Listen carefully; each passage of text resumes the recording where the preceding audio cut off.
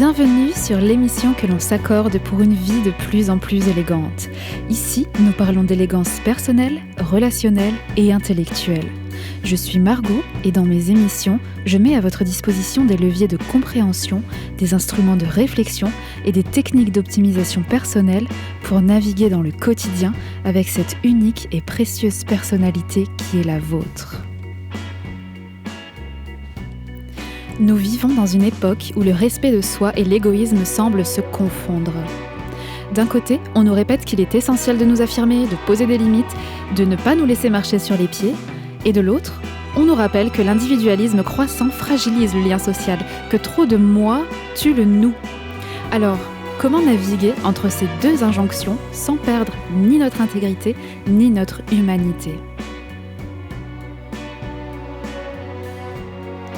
Le paradoxe est là, sous nos yeux.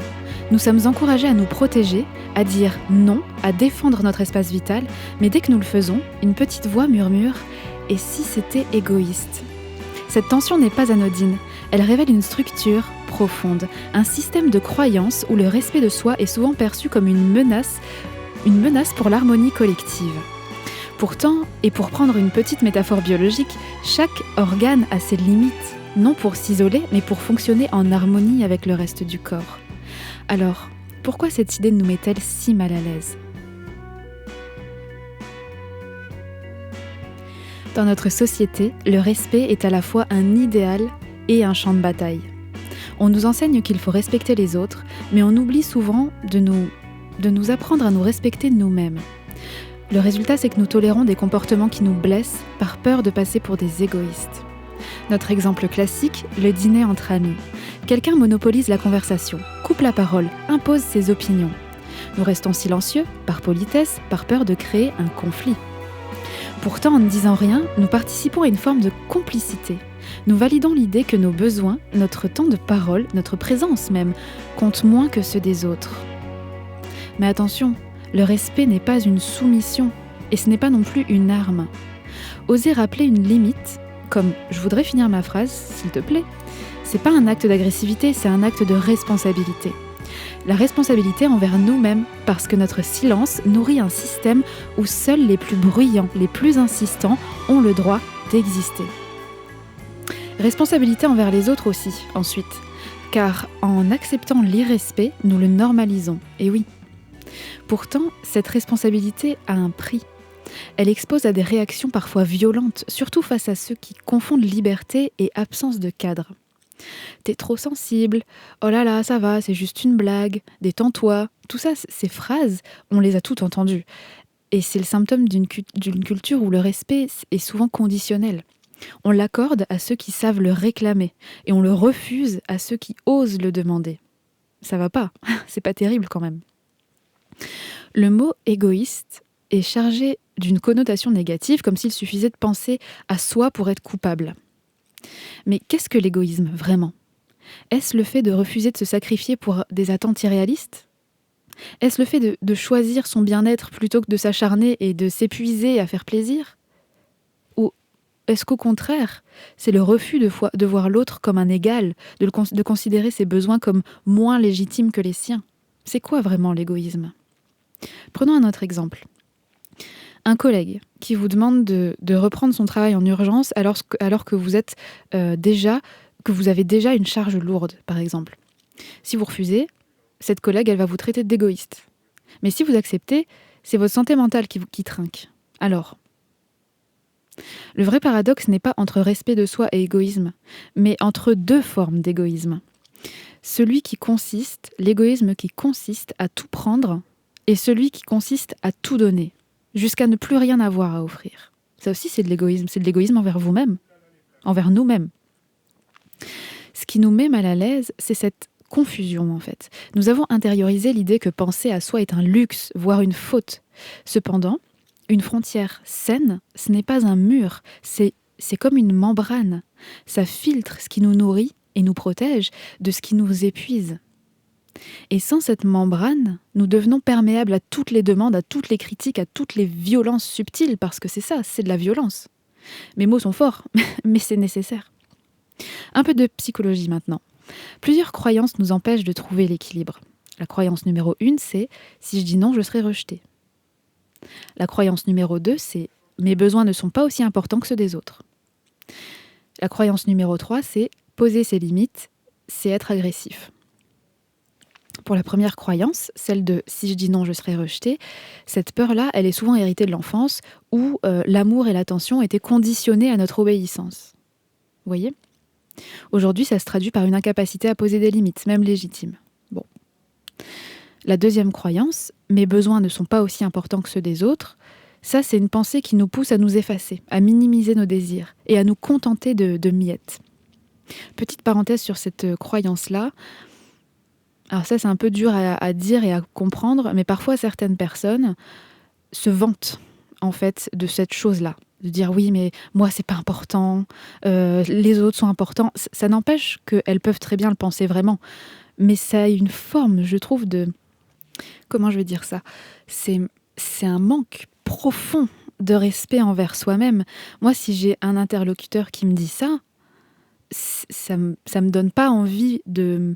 Ça me donne pas envie de collaborer avec lui, en fait. Parce que cette personne qui va tout donner, elle va forcément terminer par s'épuiser, elle va forcément devenir aigrie, ça va forcément vriller à un moment ou à un autre.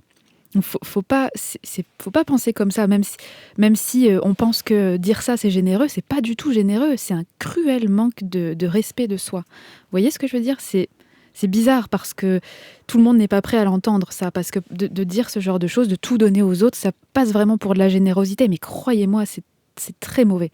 C'est très mauvais. Tout le monde peut tout donner, il n'y a pas de problème, mais en sachant qui on est, ce qu'on fait, pourquoi on le fait, et en sachant poser des limites. Nos besoins ne sont pas moins importants que les autres, en fait. Ils ne sont pas forcément plus, ça dépend quel contexte, mais ils ne sont jamais moins importants que les autres, jamais. Bon, soit. Et la troisième croyance, c'est poser des limites sans être agressif. Confondre fermeté et agressivité. Ça, c'est comme confondre une porte et un mur. L'une protège, l'autre exclut. Je vous parle de ça très intimement parce que j'ai pendant très longtemps pu penser comme ça. Donc non seulement en tant que victime, je pensais vraiment que mes besoins étaient moins importants que ceux des autres, mais aussi et surtout en tant que bourreau. Je m'explique.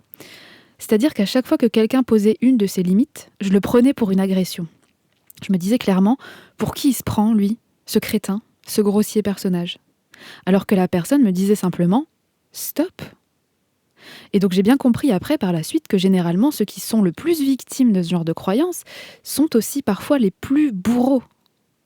Ça ne va pas que dans un sens, en fait, ces trucs-là. C'est important d'essayer de se rendre compte de ses propres comportements. C'est très, très important. Ça on prend une vraie claque après.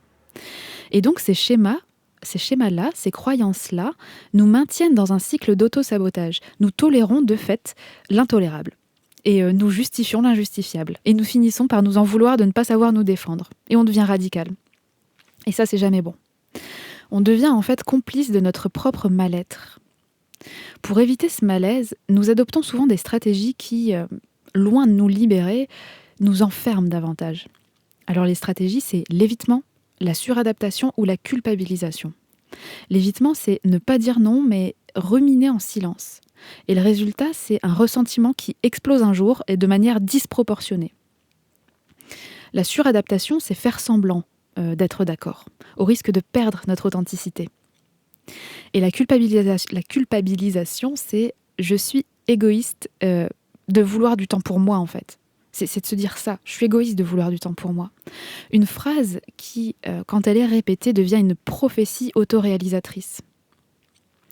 Ces solutions, entre guillemets, ne font qu'alimenter le problème. Elles renforcent l'idée que nos besoins sont illégitimes, elles épuisent nos ressources émotionnelles et nous rendent vraiment mauvais sur plusieurs plans.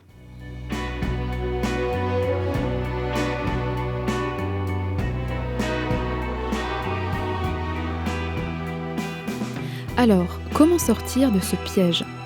En comprenant que le respect de soi n'est pas l'opposé de l'altruisme, c'est son fondement. Se demander « ai-je le droit de dire non ?» ou « ai-je le droit à des égards ?» n'est pas un acte d'égoïsme, c'est un acte de lucidité, c'est se questionner. L'élégance ici réside dans la manière dont nous posons nos limites, avec calme, sans justification excessive, mais sans culpabilité non plus. L'équilibre, toujours l'équilibre. C'est refuser de participer à une réunion tardive parce que nous avons besoin de repos, sans nous excuser pendant 10 minutes. C'est quitter une conversation toxique sans dramatiser, mais sans non plus nous sentir obligés de rester. C'est aussi accepter que certaines personnes réagissent mal. Leur réaction n'est pas un reflet de notre légitimité, c'est leur propre rapport au respect, c'est leur réaction, c'est leur responsabilité. Comme on en a déjà parlé, un non posé avec sérénité en dit souvent plus long sur notre force intérieure qu'un oui murmuré par peur. Maintenant que nous avons identifié ces tensions, ces paradoxes et ces pièges, explorons comment le concept d'estime de soi et de limites personnelles peut nous aider à naviguer dans ce paysage qui est pour le moins complexe. Car c'est bien là que tout se joue. C'est dans cette capacité à nous respecter sans nous isoler, à nous protéger sans nous couper des autres.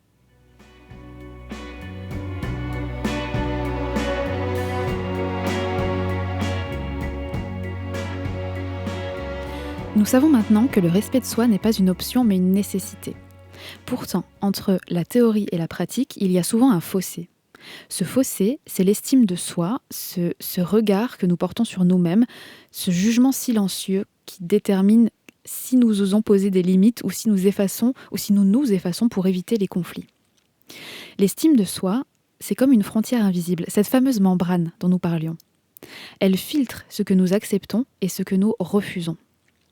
Quand elle est solide, nous savons dire non sans culpabiliser. Nous reconnaissons nos besoins comme légitimes et nous ne confondons pas fermeté avec agressivité. Mais quand elle est fragile, nous tolérons l'intolérable, nous justifions les comportements toxiques et nous finissons par nous en vouloir de ne pas savoir nous défendre. Par exemple, un ami vous demande un service qui empiète sur votre temps et votre énergie. Si votre estime de soi est élevée, vous répondrez peut-être « Je comprends ton besoin, mais cette fois-ci, je ne peux pas ».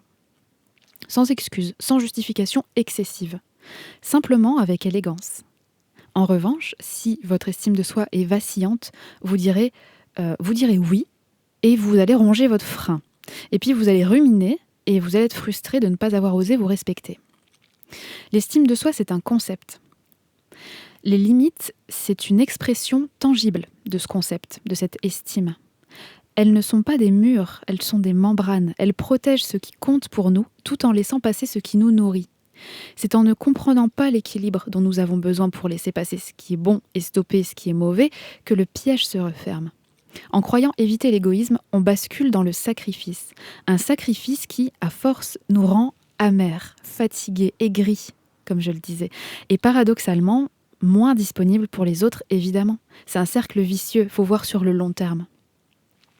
Poser des limites n'est pas un acte d'égoïsme, mais de responsabilité. Responsabilité envers nous-mêmes, car nous ne pouvons donner que ce que nous avons. Responsabilité envers les autres ensuite, parce qu'une relation saine se construit sur l'équilibre, pas sur l'exploitation. L'élégance réside dans la manière dont nous les posons, pas avec agressivité, mais avec calme, pas avec culpabilité, mais avec la certitude que nos besoins valent autant que ceux des autres. Ainsi, quitter une conversation où l'on se sent rabaissé, c'est pas de la froideur, c'est de la lucidité. Refuser une tâche supplémentaire au travail quand notre charge est déjà bien trop lourde, c'est pas de la paresse, c'est de la sagesse. Pourtant, nous hésitons souvent. Et si ces gens me trouvent égoïste, si je fais ça? Cette peur, c'est le symptôme d'une croyance tenace. C'est mes besoins sont pas aussi importants. Encore une fois, on y revient. Mais c'est faux. Le respect de soi n'est pas l'opposé de l'altruisme, c'est son fondement. Comment pourrions-nous vraiment être là pour les autres si nous ne sommes pas d'abord là pour nous-mêmes? Vous voyez, ça devient logique, en fait. Quand on explore le sujet, ça devient logique. Et maintenant que nous avons compris comment l'estime de soi et les limites personnelles s'articulent entre elles, voyons comment distinguer le véritable égoïsme de ce qui n'est que respect de soi mal interprété.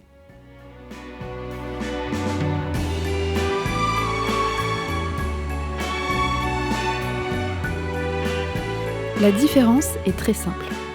Le véritable égoïste ne voit pas l'autre. Réfléchissez à cette phrase. Le véritable égoïste ne voit pas l'autre. Il prend, il exige, il justifie ses actes sans jamais remettre en question son impact. À l'inverse, celui qui se respecte et respecte les autres voit l'autre. Et il pose ses limites avec élégance, sans culpabilité ni agressivité, mais il voit l'autre, il comprend l'autre. Prenons quelques situations pour illustrer. Au travail, un égoïste va dire « Ce dossier-là, c'est ton problème et c'est pas le mien. » Sous-entendu, je m'en lave les mains, même si ça te noie. Quelqu'un qui a du respect de soi, il va pouvoir dire par exemple « Je peux t'aider à démarrer, mais je peux pas le faire à ta place. » Ça c'est clair, sans culpabilité, et c'est ouvert à la collaboration. Tout ceci, là je vais vous donner des phrases. Réfléchissez bien au sous-texte et au contexte de la phrase. C'est pas parce que cette personne a prononcé cette phrase qu'elle est égoïste ou qu'elle a du respect pour elle-même. C'est le contexte dans lequel est, en fait, cette phrase essaye de refléter un contexte. Donc réfléchissez plus au contexte, évidemment, qu'à la phrase en elle-même. Dans un projet collaboratif, par exemple, un égoïste, il pourra très bien dire « J'ai fini ma partie, le reste, vous vous débrouillez ». Ça, c'est une forme de désengagement total. Quelqu'un qui a du respect pour lui-même, il va dire « Voici ma contribution. Si vous avez besoin d'ajustement, on en rediscute avant la deadline. Si vous avez besoin d'un coup de main ou autre dans mes compétences, je peux rester disponible pour vous. » Je reste disponible. Ça ne veut pas dire « je suis à disposition de ». C'est différent. Et ici, on a de la responsabilité et on a de l'ouverture aux autres. Troisième exemple, avec un proche envahissant. L'égoïste, il va pouvoir dire « Bon, mec, j'ai pas le temps pour tes histoires. » Et celui qui a du respect pour lui-même, il peut très bien dire « Écoute, là, j'ai pas beaucoup de temps, mais je peux t'écouter 10 minutes. Et si tu veux, on planifie un moment plus long, demain ou après-demain ou plus tard. » Là, on pose la limite et on propose une alternative. Vous comprenez le contexte ? L'élégance réside dans cette nuance-là. L'égoïste ignore les frontières et celui qui se respecte, celui qui a de l'estime de soi, il les clarifie, les frontières. Il explique ses frontières sans se justifier de manière abusive. L'un épuise, l'égoïste épuise, la personne qui a de l'estime pour elle-même préserve. Elle se préserve déjà elle, mais elle préserve aussi la relation. La clé de tout ça, c'est vraiment observer les intentions. Est-ce que cette personne agit pour elle-même, au détriment des autres, ou avec elle-même et les autres en tête ? Vous voyez la nuance ? L'amalgame est souvent présent parce que la réalité, c'est qu'il faut se donner la peine d'observer vraiment pour trouver la réponse. C'est pour ça que je vous dis attention à mes phrases, pensez au contexte. La plupart des gens n'observent pas réellement. Ils se disent « Ah, il a dit non, ah bah ouais, bah normal, il est égoïste. » Bah non, c'est pas si simple en fait. C'est pas si binaire, c'est pas la réalité. Maintenant que nous savons distinguer ces postures-là, je vous donne d'abord une grille de lecture pour évaluer si un comportement relève de l'égoïsme ou du simple respect de soi, et ensuite quelques exercices pour augmenter votre estime de vous-même parce que c'est très important. Voici une recette du bonheur. Augmentez votre estime de vous, protégez-la en trouvant l'équilibre et en posant tranquillement vos limites, et enfin, observez stratégiquement le comportement des autres pour comprendre si c'est lui ou vous qui avez un problème. Et oui, à force de faire et refaire cette boucle, vous allez trouver l'équilibre parfait. C'est ça le but de mes émissions, c'est discuter de la profondeur des choses pour vous proposer des outils et vous laisser faire votre petit bonhomme de chemin.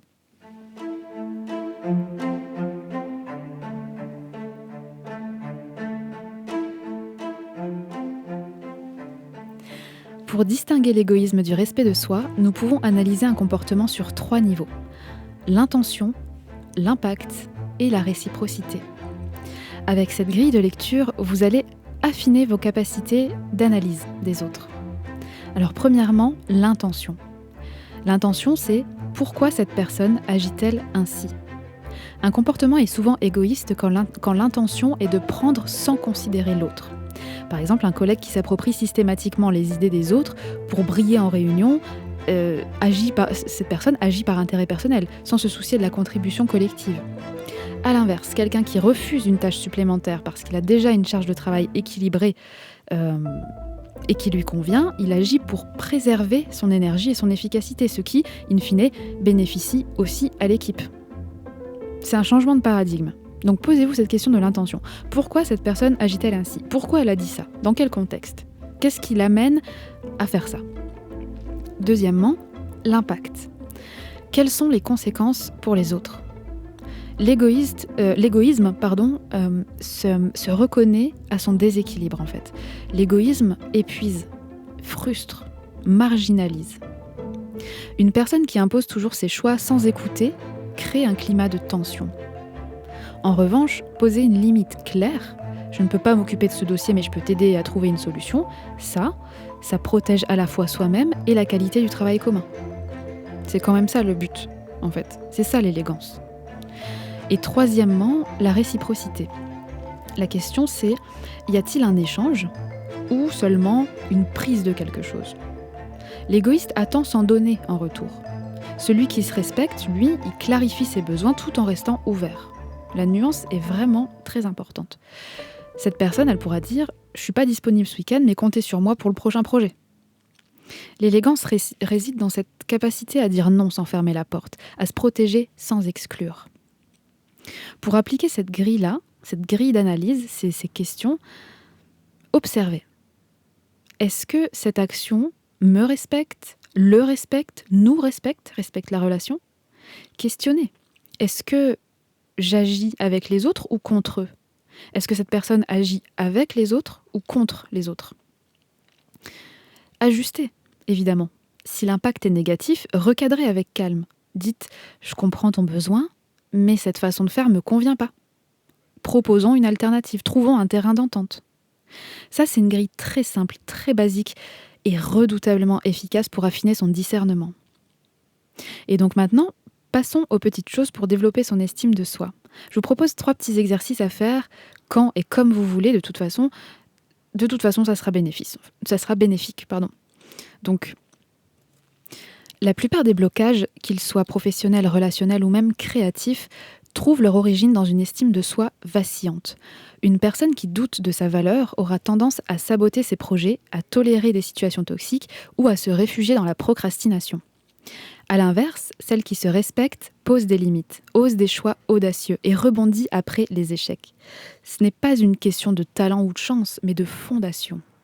Alors voici 3 exercices inspirés des approches thérapeutiques pour commencer dès aujourd'hui. Le premier exercice, c'est la fenêtre de Johari. C'est élargir son domaine public. Donc, qu'est-ce que c'est? En fait, notre estime de soi se nourrit de ce que nous connaissons de nous-mêmes et de ce que les autres perçoivent. Un outil simple pour ça, c'est la fenêtre de Johari. C'est un outil d'analyse qui permet d'explorer 4 zones. La zone de ce que nous savons de nous et ce que les autres savent aussi. Par exemple, je suis quelqu'un de loyal. Deuxièmement, ce que les autres voient, mais ce que nous ignorons. Par exemple, on me dit souvent que je suis trop exigeante, mais je m'en rendais pas compte. Troisièmement, ce que nous cachons. Donc ce que je sais et ce que les autres ne savent pas. Donc, par exemple, j'ai peur de l'échec, mais je l'avoue pas. Et je veux pas l'avouer, c'est comme ça. Et quatrièmement, ce que personne ne sait, enfin ce que les autres ne savent pas et ce que je ne sais pas non plus. Donc ce que personne ne sait, en définitive. Par exemple, j'ai jamais osé dire que j'aimerais écrire un livre, mais je me le suis pas vraiment avoué à moi non plus. Vous voyez? Ça, c'est la 4e fenêtre. Et donc l'exercice, c'est de demander à 2 proches de vous décrire en 3 mots. 3 mots positifs et 3 mots négatifs. Comparez avec votre propre perception. Et l'objectif de ça, c'est de réduire la zone aveugle, l'écart, en accueillant les retours sans jugement, évidemment. Oui, ça demande un petit peu de courage, et il ne faut pas être trop susceptible, mais c'est le but. Donc, quand ils vous ont donné ça, c'est merci pour cette observation, ça m'aide à comprendre. C'est pas comment ça? Vous voyez? Le deuxième exercice, c'est parler de sa honte pour la désamorcer. Attention avec ça, bien entendu, il ne faut pas que ce genre d'exercice vous humilie. Il ne faut pas vous sentir humilié. La honte, c'est vraiment le poison de l'estime de soi. Elle nous fait croire que nos défauts sont inavouables. Et parfois, on n'est pas prêt à les avouer. Mais pour certains défauts, les nommer à voix haute, ça les prive de leur pouvoir, disons. Ça aide. L'exercice ici, c'est de choisir une personne de confiance. C'est pour ça que je parle d'humiliation. Il faut vraiment choisir une personne de confiance. Soyez rigoureux dans le choix de cette personne. Et partagez quelque chose qui vous gêne. pas forcément qui vous gêne de fou, mais qui vous gêne un peu et qui vous procure un sentiment désagréable. Par exemple, je me sens nulle quand on me critique. Vous verrez, en choisissant cette personne de confiance, en lui avouant quelque chose qui vous gêne un peu, vous comprendrez que la honte ne survit pas à la lumière. Dès qu'on admet sa honte, elle disparaît. C'est inconfortable sur l'instant, mais ensuite c'est salvateur. Et après, vous pourrez avancer dans les niveaux. Vous pourrez avancer dans les niveaux avec toujours un peu d'inconfort, mais au plus vous le ferez, au plus votre zone de confort, du coup, va augmenter et votre zone d'inconfort va réduire, forcément. Et en fait, au bout d'un moment, c'est très salvateur, c'est très libérateur, tout ça. Et votre estime de soi, de vous, augmente, en fait. Et le troisième exercice, c'est d'agir, même modestement. L'estime de soi se construit par l'action, pas par la rumination. Faites des choses. Un petit succès vaut mieux qu'un grand projet abandonné. L'exercice ici, c'est de lister des petites choses réalisables aujourd'hui. Des choses que vous reportez et que vous n'avez pas l'habitude de faire. Je sais pas moi, ranger le bureau, envoyer un message à une amie, cuisiner un plat nouveau, qu'importe. Chaque tâche accomplie renforce votre sentiment de maîtrise et d'accomplissement. Dans le cerveau, c'est tout simple. C'est j'ai fait ça, donc je suis capable. C'est tout bête. Servez-vous de cette force, en fait. Servez-vous de cette équation binaire. J'ai fait ça, donc ça veut dire que je suis capable. Ces 3 petits exercices ne transforment pas l'estime de soi du jour au lendemain, vous l'avez compris, mais ils réparent les micro-fissures qui la fragilisent. En agissant sur la connaissance de soi, sur l'acceptation, sur l'action, vous créez un cercle vertueux. Plus vous vous respectez, plus vous osez. Plus vous osez, plus vous vous respectez. Et plus vous vous respectez, plus les autres vous respectent aussi. Et plus les autres vous respectent, plus vous faites le tri. Et plus vous faites le tri, plus vous êtes serein. Et c'est là que tout change, parce qu'une estime de soi solide ne vous rend pas invulnérable, elle vous rend libre. J'espère que cette émission vous a plu et je serai ravie de vous lire en commentaire. Et je vous donne rendez-vous la semaine prochaine. À bientôt!